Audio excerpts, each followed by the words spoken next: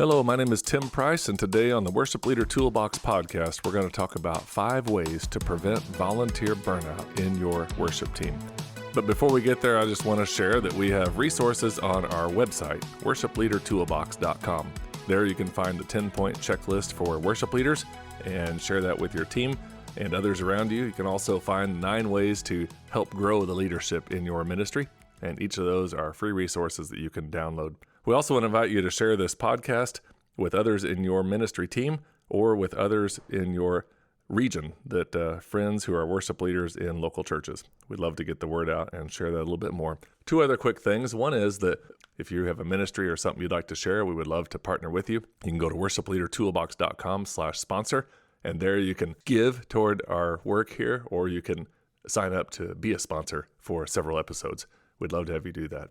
And one last thing before we get into our episode today, and that is that if you would like to have someone come to your church to participate with your worship team, to do a time of training on a Saturday morning or evening, and then join you in guest worship leading on a Sunday morning for worship, or reverse that and do some training after the Sunday morning worship or weekend services, I would love to visit with you and talk with you and set up a time to make that happen. You can find out more at worshipleadertoolbox.com/consultation. All right, 5 ways to prevent volunteer burnout in your worship team. Burnout really can happen to anybody. You might have experienced it. You might have experienced a little bit of it. There's the knockdown, drag out burnout that kind of just leaves you totally empty and you wind up totally transitioning or making a different step. And there are resources for that elsewhere. This podcast probably isn't the help for that. But there's sometimes when you just get a little down about serving. Kind of gets a little overwhelming. You feel a little bad about a situation or something festers. And not only does that happen for people who are hired on church staff, but it can also happen with volunteers in your ministry. And there's a slightly different level for that. It's been said that when someone leaves, they leave a person and not an institution. And that is not easy to do. It's difficult for someone to name that and to declare it and to make a decision based on that. Some of this is just related to boundaries and the healthy boundaries people set or often aren't able to set due to various factors. But most often, what happens with volunteers is they stay and stay and stay and go and go and go, never expressing feelings like they aren't excited about it anymore, or they've never asked for help, or they've never asked for a break. And so it's kind of up to the worship leaders, church staff, to help build in the systems that prevent volunteer burnout in the volunteers in your team. So what are some of the signs of volunteer burnout? And though they vary widely, here are just a few possibilities. They stop responding to planning center invitations on time. They arrive late or they don't come at all on their scheduled weeks.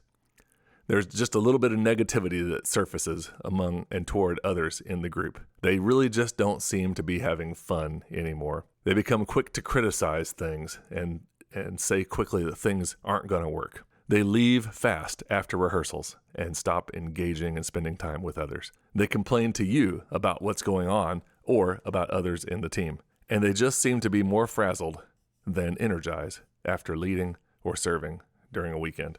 Now, of course, any of these things can actually happen just as a one-off. Anybody can have a bad day or a bad week or a heavy situation at home, but it's the pattern we're looking for. When these things happen in a pattern form, then a conversation really can help, whether or not you want to confront or it seems complicated or whatever. So here are 5 things that you can do as a worship leader to help build in systems to prevent this kind of burnout among your team members. Number 1, regular check-ins. Regular check-ins with your team is a great way to keep people moving forward. This can really be informal or really formalized. It kind of depends on the size and situation of your group.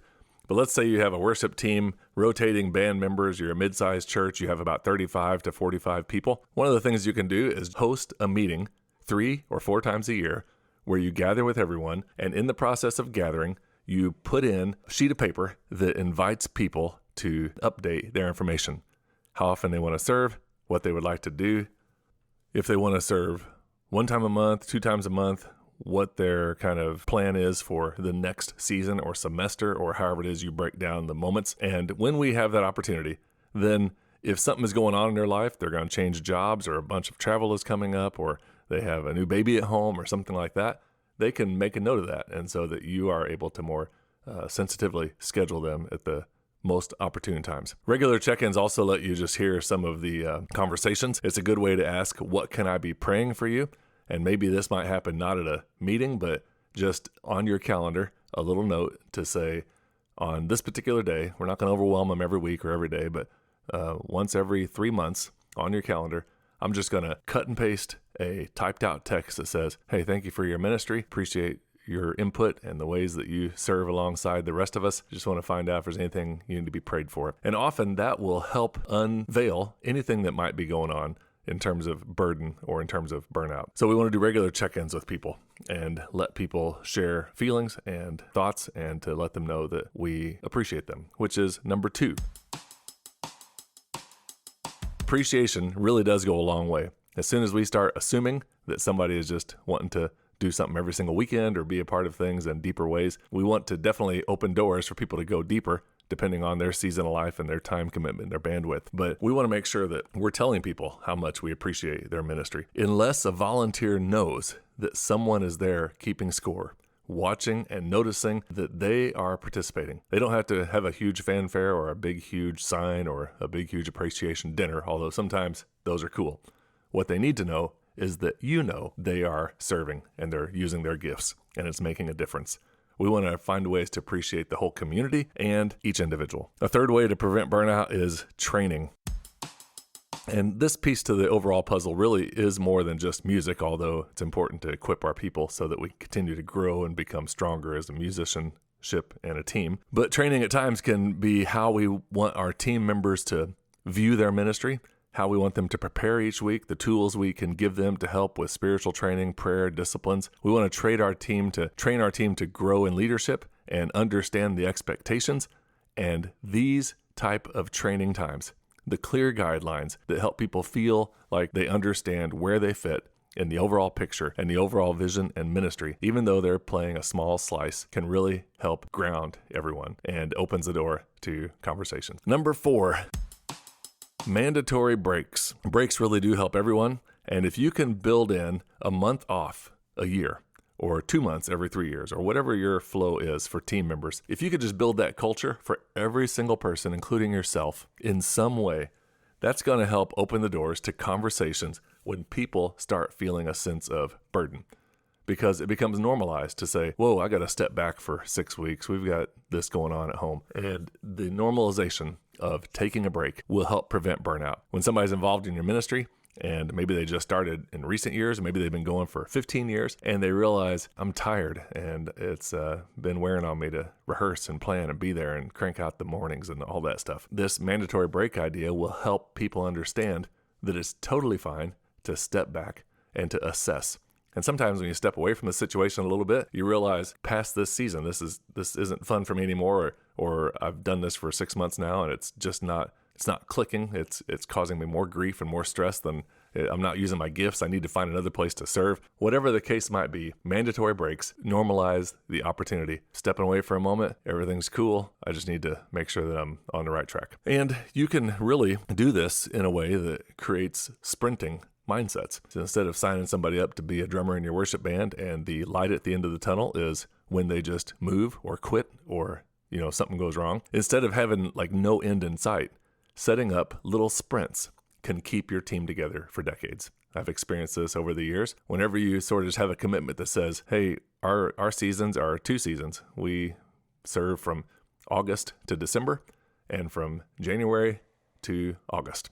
I know they're not quite even, but there's just something about those breaking points. And so if you can at least have a gathering, at least bare minimum 2 times a year to say, these are the seasons. Are you in this season? Are you up and ready? And if you can have the songs that you're going to be singing that year or anything else that helps them realize, hey, I'm part of this. We're preparing together. We're learning. We're growing. We're doing this thing. That's just going to make it better, not burning out. All right. So we have these 4 regular check-ins, appreciation, training, mandatory breaks. And then the last one is good serving systems. Making it easy for your team. Sometimes things that cause burnout aren't singing and playing. Those are often the energizing things for people that are musical and gifted in worship. What they get tired of is lack of planning, last minute changes, drama, scheduling difficulties, issues with the app, wrong chord charts. All those things will start wearing down on your team. You want to let your team know what you expect and stick with it. And you also want to let your team know what they can expect from you. Rehearsals should start on time and end on time. Chord charts should be correct most of the time. Set lists should be available as early as possible, and try not to change things once you've rehearsed. You want to be flexible. Worship teams need to bend over backwards to help support the vision and direction of the pastor and the worship leadership team as a whole. But most often, you want it to be what you planned. You want to schedule people well in advance so they can plan their month, learn songs, keep family calendars straight, and not get resentment going in the home because they're out last minute or late or whatever else. Solid serving systems is a gift to your team and your church. It creates harmony that otherwise won't be there. So systems really are your friend as a worship leader, your lifeline for volunteer members. We want to make it easy. For some people who are worship leaders, the systems are, in some ways, the daunting hard part. It's more fun to pick out some songs and get ready to roll. But systems don't have to be complicated. They just have to be clear. We want to make systems very clear so people know, here's how you get scheduled. Here's how you get involved. Here's what to expect when you sign up for a Sunday. All those things are going to make a huge difference for your worship ministry team. And each of those 5 things are going to help prevent burnout. I'll be praying for you, praying for your group, especially this season as we've got a lot of extra things going on. Would love to have you check out the Worship Leader Toolbox podcast and the other resources I mentioned at the beginning of this episode. And thankful for your ministry. Look forward to talking with you next time when Tim Batts and I reconnect and we jump back into more podcast episodes. Blessing.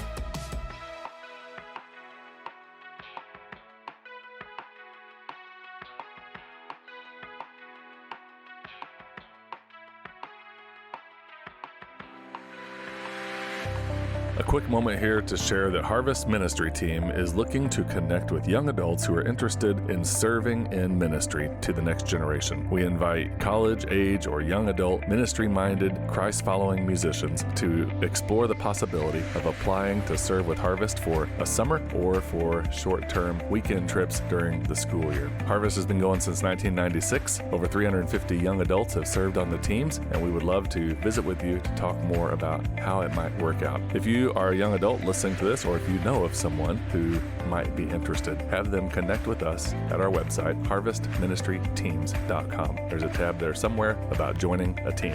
You can probably most relate Harvest Ministry to an internship experience-based opportunity. But over the years, we have seen countless lives changed, both in the young adults who serve in Harvest and the hundreds and hundreds of students and children that Harvest has the privilege of leading. Thank you for your consideration, and we look forward to connecting. harvestministryteams.com.